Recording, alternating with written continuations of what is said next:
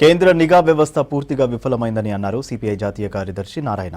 జమ్మూ కాశ్మీర్లో పానీపూరి బండి నడుపుకునే వ్యక్తికి తెలిసిన సమాచారం కూడా కేంద్ర నిఘా వర్గాలకు తెలియడం లేదని ఆరోపించారు. పహల్గామ్లో దాడి చేసిన ఉగ్రవాదులను వెంటనే పాకిస్తాన్ అప్పగించాలని డిమాండ్ చేశారు నారాయణ. ముగ్గురు ఉగ్రవాదులను అప్పగించిన తరువాతనే భారత్ చర్చలకు వెళ్లాలన్నారు.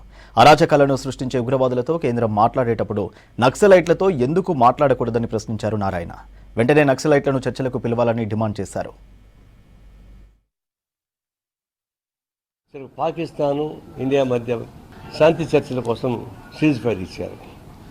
అందరి బట్టి టెర్రరిస్టులని సపోర్ట్ చేస్తున్న పాకిస్తాన్తో మన ఇండియన్ గవర్నమెంట్ శాంతి చేయడంపటికి వచ్చింది. టెర్రరిస్టులు ఎవరు? టెర్రరిస్ట్ ఒక లక్ష్యం ఉండదు, వాళ్ళు అరాచకం తప్ప ఇంకోటి ఉండదు. కదా నక్సలైట్లు అట్ట కాదు, వాళ్ళకి ఒక లక్ష్యం ఉంది, ఈ దేశాన్ని ఎట్ట మార్చాలా అనే లక్ష్యం ఉంది. వాళ్ళు దారులు వేరు కావచ్చు, ఆ దారులు మేము విభజిస్తున్నాం. విధానాలపైన పోరాటం సాగించుకోవచ్చు, వాదనదారులను ఓడించాలి తప్ప శారీరకంగా మిమ్మల్ని చంపేస్తామని చెప్పేసినటువంటి దుర్మార్గ పూర్తి ఆలోచన మంచిది కాదు.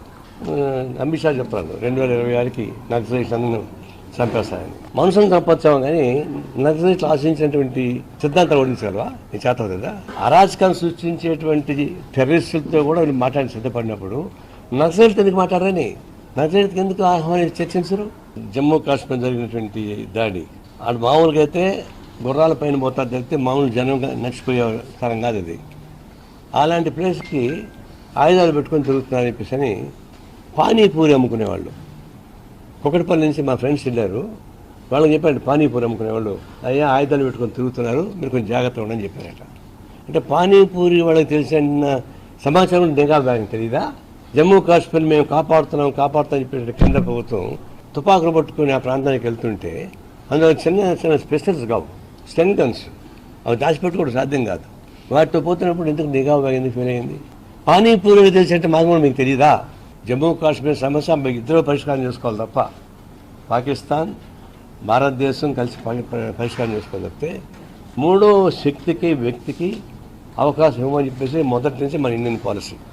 మన మీద దాడి చేసినటువంటి టెర్రరిస్టులు ప్లాన్ చేసిన వాళ్ళు ముగ్గురు ఉన్నారు. వాళ్ళ ముగ్గురు మాకు అప్పగించండి, మేము శాంతి చర్చలు రెడీ అని శాంతి చర్చ జరిగేటువంటి మార్గంలో దీన్ని పాల్గొన్నటువంటి ప్లాన్ చేసినటువంటి వాళ్ళని భారతదేశ ప్రభుత్వానికి అప్పగించాలి. పిఓకే మన పాక్ ఆక్రమిత ప్రాంతం ఉంది, ఇది ఎప్పుడైనా రావాల్సిందే, దానికి మనకు వచ్చేది చేసుకోవాల్సింది. ఈ నిబంధన లేకుండా మేము ఒప్పుకుంటాం శాంతికి, మేము ఒప్పుకున్నాం శాంతి అంటే మేము చెప్పింది అదే కదా. యుద్ధం పాకిస్తాన్ మీద కాదు, యుద్ధం టెర్రరిస్టుల మీద. టెర్రరిస్టులను అంతం చేసేంత వరకు నిద్రపోకూడదు, దాని మీద మనం ఫైట్ చేయాల్సిందే. అంటే టెర్రరిస్టులని అడ్డం పెట్టుకుని పాకిస్తాన్ మీద యుద్ధం చేస్తే జనం మీద యుద్ధం అవుతుంది. దానివల్ల ఏమవుతుంది? పాకిస్తాన్ గవర్నమెంట్ తప్పనిసరిగా టెర్రరిస్టులను సపోర్ట్ చేస్తుంది, ఇంకా బలం పెంచుతుంది. అంటే టెర్రరిస్టులను బలం పెంచేటువంటి ఏ పద్ధతి చేయకూడదు.